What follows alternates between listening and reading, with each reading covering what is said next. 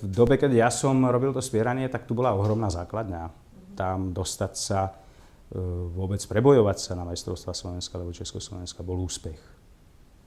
A získať tam medailu, tak to už vôbec, lebo v tých dobách pravidelne, možno v každej váhovej kategórii sa nosila nejaká medaila z majstrovstiev Európy a sveta. Takže v každej váhovej kategórii malo Československo možno 3-4 približne na stejnej úrovni. Takže tam bol tvrdý boj vôbec sa nominovať na tie závody. No, lebo bol som v tej dobe majster Československa i rekordman československý, tak troška som váhal, že či neísť tou dráhou vrcholového športovca. Ale no, nakoniec som sa rozhodol pre tú medicínu a ten šport, ten ma sprevádza stále. No, tak vrcholovo som ho robiť nemohol, čo sa týka tréningov, no ale tak tú výkonnosť som si stále držal takú, že som na tú medailu v rámci tých majstrovstiev Československa alebo aj na účasť na nejakých medzinárodných turnajov, že som mali popri tom štúdiu medicíny alebo popri tej medicínskej praxi. Spieranie, no, je to šport, ktorý si musí robiť v prvom rade každý sám pre seba. Ako nesmie ho robiť s tým, že by očakával nejaké finančné prínosy alebo nejakú slávu. No to je taká sláva, o ktorej stejne vie tak 10 ľudí okolo. Hej. Netrénujem len preto, aby som robil výkony. Hej. To skôr naopak v priebehu roka sú skutočne smerované tie tréningy na také zotavenie, odbúranie stresu a námahy duševnej alebo kompenzáciu duševnej námahy tou fyzickou aktivitou. A tak na tie výkony sa sústredím treba 3 mesiace pred nejakými závodami, pokiaľ sa rozhodnem na nejakých zúčastniť. Takže tam už sa to vyšpičkuje tá príprava, to potom už musí byť tvrdšia.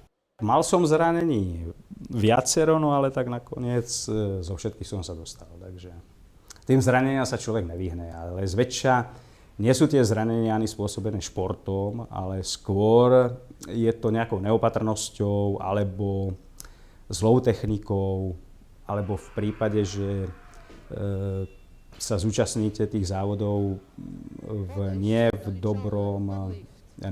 dobrom rozpoložení, že by človek radšej sa mal na to vykašľať, ale predsa len nedá si povedať a ide na to a urobí tam nejakú technickú chybu, alebo naopak nie je úplne zdravotné v poriadku a vypomstí sa mu to. Takže tie zranenia, oni by ani nemuseli v tom športe byť, ale tak potom by možná človek zabsolvoval len polovicu súťaží.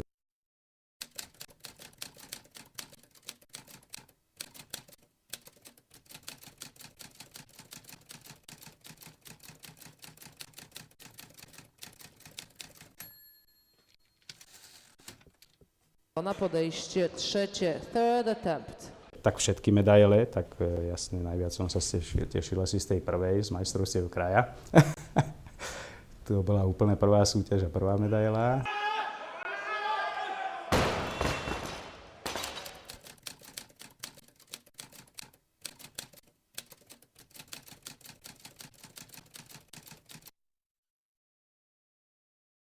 A zwyciężył the World Masters Weightlifting Champion is Józef Gabriel Slovakia.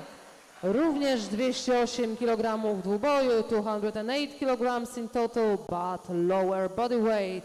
Počet účastníkov je určite väčší na týchto master závodoch ako vo spieraní určite, ako na závodoch tých mladších vekových kategórií. A bol som aj prekvapený tou sledovanosťou, lebo oni priebežne vysielali tie závody na internete a zároveň v tej dobe bežali aj majstrovstvá sveta v Antálii, v Turecku, tej kategórie ako nie veteránskej, ale normálnej vekovej, čiže do tých 35. A tak prekvapilo ma, že sledovanosť tých webových stránok Masters, že bola možno 10-krát väčšia ako týchto majstrovstiev sveta z tej Antálie.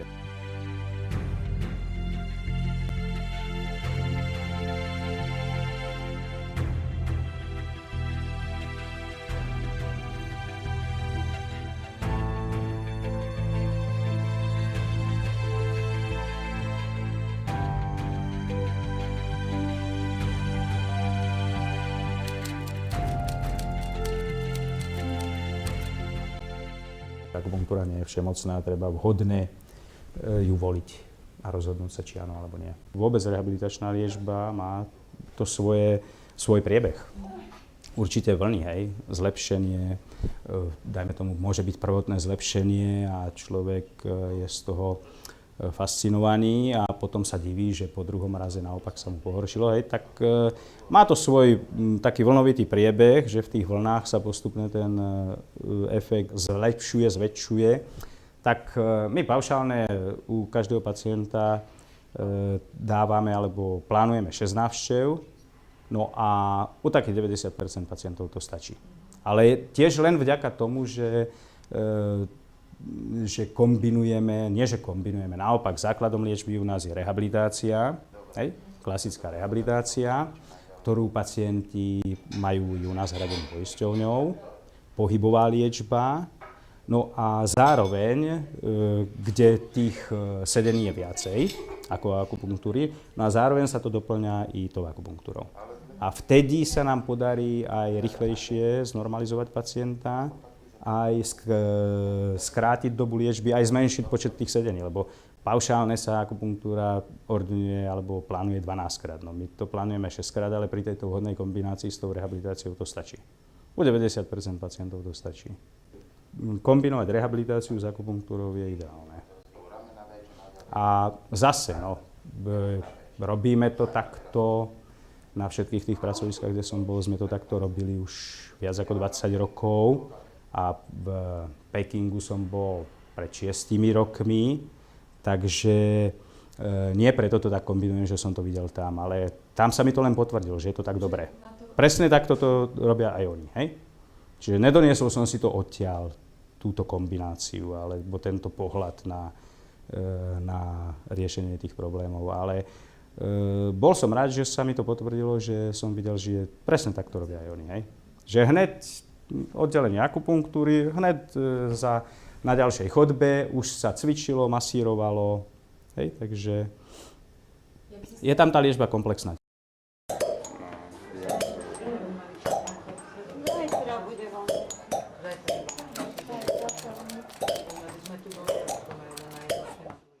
Vždy musí byť vyšetrenie pred každým zákrokom, minimálne klinické. My okrem toho klinického v oblasti chrbta robíme i termovízne vyšetrenie, kde zisťujeme buď zápalové ložiska, alebo nejaké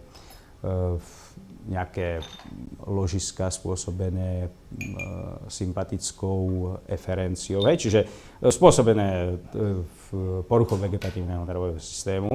No a i tým sa riadíme v tej liečbe. Dnes bankovanie je súčasťou akupunktúrnej liečby, lebo akupunktúra ako taká neznamená len pichanie ihličiek, ale v rámci akupunktúry sa používajú i ďalšie doplnkové techniky, ako moxovanie určitých bodov, prikladanie baniek buď na určité akupunktúrne body, čím sa reguluje funkcia i vnútorných orgánov, keď sa to priloží na príslušný akupunktúrny bod, ktorý má cez reflexné spojenia i vplyv na funkciu vnútorných orgánov, alebo teda priamo na bolestivé miesta. Tak i keď je to súčasťou akupunktúry, tak nevzniklo zároveň s akupunktúrou. Doklady archeologické svedčia o tom, že bankovanie sa používalo ešte skôr ako akupunktúra, lebo prvé archeologické nálezy sú z Mezopotámie, z obdobia asi tak 3300 rokov pred našim letopočtom. A vlastne z tej Mezopotámie sa postupne šírilo to bankovanie do Egypta, do Grécka, do Ríma, do európskych krajín i do Ázie. Takže to putovanie toho bankovania je troška iné než u akupunktúry, kde za kolískou akupunktúry sa považuje Čína. A ak by to aj tak nebolo, že by tam tá akupunktúra vznikla, tak v každom prípade Číne môžeme vďačiť za to, že ju zachovala. Lebo dnes archeológia nám skutočne pomáha osvetliť podstatu týchto liečebných metód. Takže objavili sa aj nejaké archeologické nálezy. V alpských ľadovcoch našli múmie, na ktorých už sú vytetované určité akupunktúrne body. A keď skúmali podrobne zdravotný stav toho človeka, ktorého tam našli, tak zistili, že sa to presne zhodovalo, použitie tých akupunktúrnych bodov sa to zhodovalo s jeho zdravotnými problémami. Okrem toho samozrejme mal so sebou mech byliniek, tak ako my si nosíme nejakú príručnú lekárničku, tak oni vlastne si nosili so sebou bylinky na všetky tie choroby, ktoré ich trápili. A takisto analýzou sa zistilo, že skutočné, pretože bol veľmi dobre zachovaný, takže dal sa zistiť i stav vnútorných orgánov a že skutočne každá tá bylinka i podľa dnešných vedomostí zodpovedala tomu jeho určitému problému. Takže i pred tými 5 tisíckami a viac ako 5 tisíc rokmi boli ľudia v týchto liečiteľských umeniach alebo technikách na dobrej úrovni. Niekde sa to zachovalo, niekde nie. Hej. Takže tej Ázii vďačíme za to, že zachovali tieto antické liečebné metódy, že sa ich nevzdali a že teraz dnes i vedeckými metodami je dokázané, že účinkujú. Nie je ešte úplne objasnená podstata fungovania akupunktúry, pretože vie sa o tom, že existujú akupunktúrne body, vie sa o tom, že sú špecifické, hej, že tam je iná impedancia, iný odpor.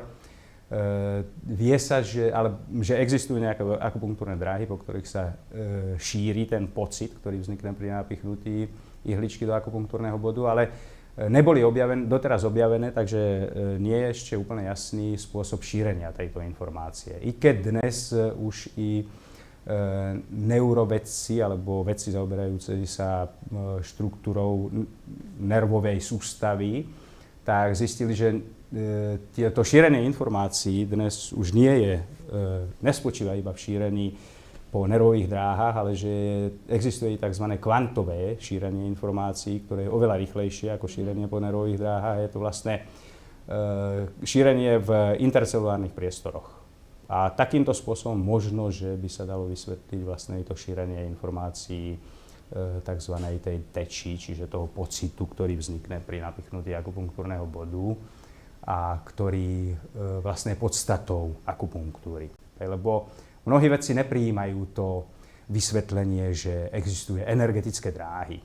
Hej, že priečí sa im to, pretože logicky energiu má každá naša bunka. No. Bez energie žiť nemôžeme, ale tradičná čínska medicína využitie alebo použitie akupunktúry vysvetľuje tým, že okrem toho, že máme energiu v každej bunke, tak zvlášť ešte táto prúdi v troška silnejšom toku alebo vo väčšej miere po tých dráhach. Hej. Je to hypotéza, hovorím, jediná možnosť, ako ju dnešnými modernými výskumami podporiť, je možno táto kvantová teória šírenia informácie. Bankovanie je skôr, i u nás je skôr súčasťou akupunktúry.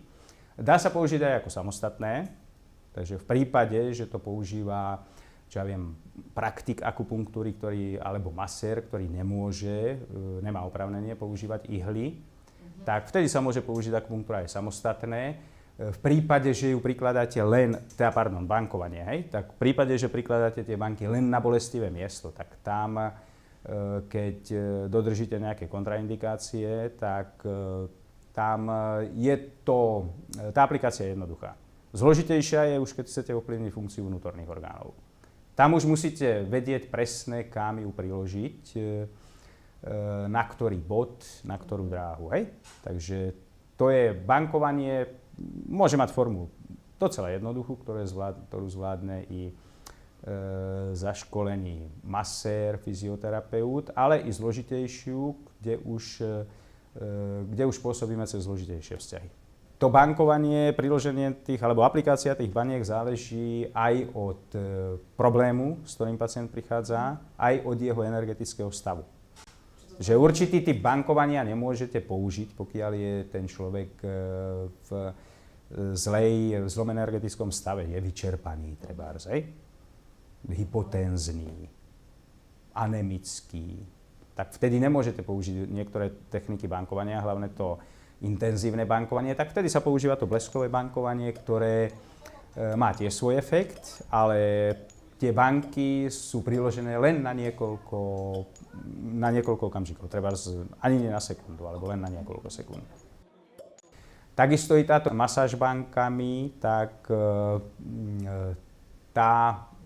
jej účelom je tiež energeticky pripraviť pacienta a takým vrcholom toho bankovania je vždy dlhodobé priloženie baniek, kedy už ale sa musí vedieť, kam ich priložiť. Lebo masáž bankami sa dá robiť aj za účelom skrášľovania, treba odstránenia celulitídy. Funguje, jasné, hej. My sme to x-krát robili, no tak nie sme na toto zavedení, na nejaký kozmetický salón nie sme, ale máme tu lymfodrenačné prístroje, ktoré tiež máme na liečebné účely, ale v prípade, že teda si to prajú pacienti, zároveň i ovplyvnenie tej celulity, tak tam sa to kombinuje s tou lymfodrenážou. Pri akupunktúre buď teda robíte akupunktúru tak, že ihličky nechávate v tom stimulovanom akupunktúrnom bode, alebo môžete použiť v niektorých prípadoch, ale vlastne vo všetkých prípadoch akupunktúru jednou ihlou, kedy vlastne všetky tie body postimulujete jednou ihlou. Hej? Čiže tam je dôležité ale správne napichnúť ten bod, vyvolať pocit tečky, čiže vlastne pacient musí cítiť rozpínanie, tlak, elektriku v tom bode niekedy najlepšie, keď je šírenie z bodu. Cítiš, Ďuro? Hej, dobre. No a keď tento pocit dosiahnete, postimulujete príslušným spôsobom bod, no cítiš, áno? Buď teda stimulačné, čiže tonizačné, alebo sedatívne, tak pokračujete s tou ihlou v ďalšom bode, áno? A takto vlastne to jednou ihlou postimulujete, áno, cítiš? Hej? Postimulujete viacero bodov. To je akupunktúra jednou ihlou. Tá moc známa medzi laikmi nie je, a nielen medzi laikmi, ale i medzi lekármi našimi. Nie je tento systém známy. Používajú ho niektorí rakúski akupunkturisti ho používajú. V európskych krajinách sa akupunktúra, oprávnenie na vykonávanie akupunktúry získava u lekárov tým, že absolvujú kurz akupunktúry na doškolovacích inštitútoch, lekárskych doškolovacích inštitútoch, tieto pracoviská sú presne určené, ktoré to majú byť, buď je to Bratislava, Praha alebo Hradec Králové, kde to je dvojstupňové, alebo bolo v dobách, keď som to robil ja pred tými 20 rokmi, tak tam sa jednalo dvojstupňové štúdium, čiže základný kurz akupunktúry a potom akupunktúra pre pokročilých. Zvlášť sa robili kurzy a skúšky na mikrosystémy, ako aurikuloterapia, reflexná zónová terapia a ďalšie. No a teraz teda už je zavedený na Slovensku atestačný systém, čiže lekári z akupunktúry atestujú. Čo sa týka lekárov, Čo sa týka nelekárov, tak tí majú možnosť vyštudovať diaľkovú univerzitu tradičnej čínskej medicíny, čo je nejaká pobočka Pekingskej univerzity Guanming. Toto je Československá univerzita, ktorá má hlavné sídlo v Prahe, pobočku má v Bratislave, s tým, že výukové stredisko je v Modre, v Harmónii. Je to vlastne štvoročné štúdium, zakončené stážou v Číne a skúškami. No tak ja som absolvoval samozrejme svojho času, keď som ja začínal s akupunktúrou, tak boli iba tieto kurzy v lekárskych doškolovákoch a keď bola aj táto možnosť absolvovať i to štúdium na tej diaľkovej univerzite s pobytom v Číne, so skúškou, tak som si to doplnil i nemusel som, ale doplnil som si to. U nich je to súčasťou medicíny, takže my sme boli na klinike, na prvej všeobecnej fakultnej klinike, čo je veľká nemocnica, kde sa robia veľké zákroky, treba transplantácie srdca, ale Každá táto nemocnica u nich má i oddelenie akupunktúry. My zaostávame v tej komplementácii, čiže v tom zapojení akupunktúry do zdravotníckeho systému.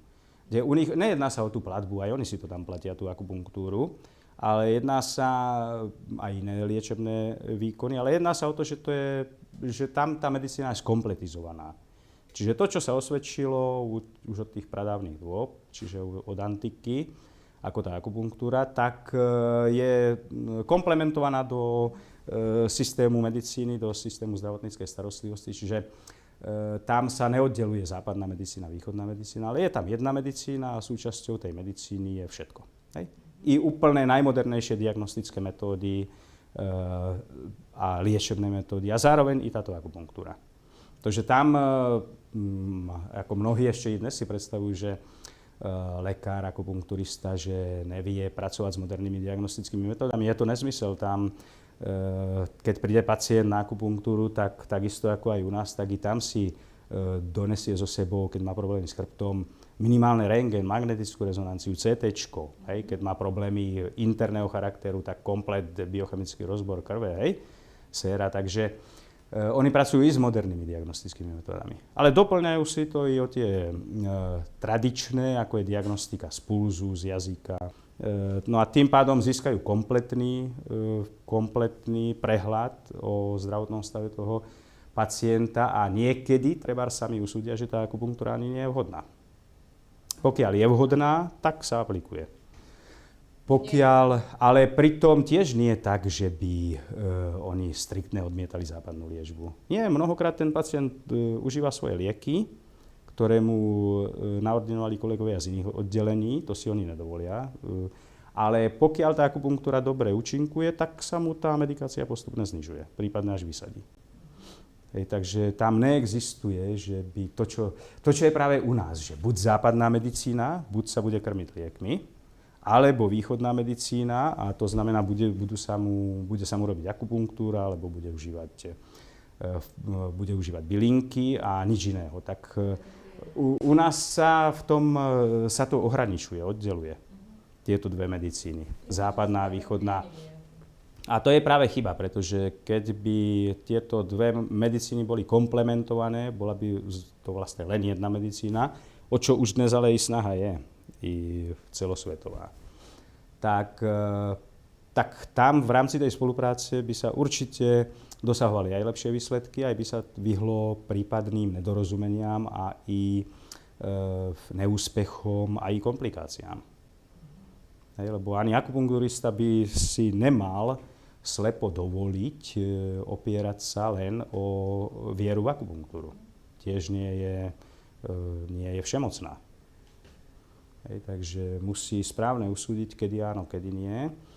A či teda s ňou môže nahradiť lieky, alebo nie. No, úplne najväčšie využitie má pri bolestiach pohybového aparátu, kde práve tieto protibolestivé lieky, protizápalové lieky sa dajú tou akupunktúrou zväčša nahradiť.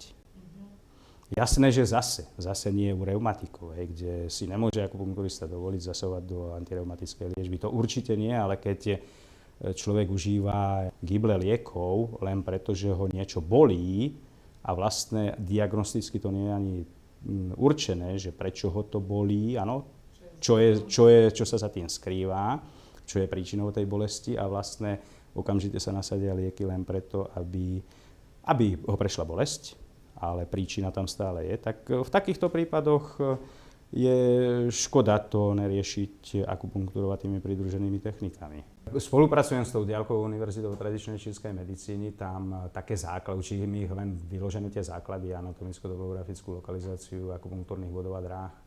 Potom už tú kliniku to už chodia z Pekingu prednášať lekári. Pre mňa sú lepšie také prezentácie na tých našich zjazdoch, kongresoch, i keď trebárs medzinárodných, ale kde to zmáknem za 5-10 minút, je k tomu nejaká krátka diskusia a hotovo, ale učiť niekoho niekoľko hodín, tak je to náročné. Obdivujem všetkých učiteľov.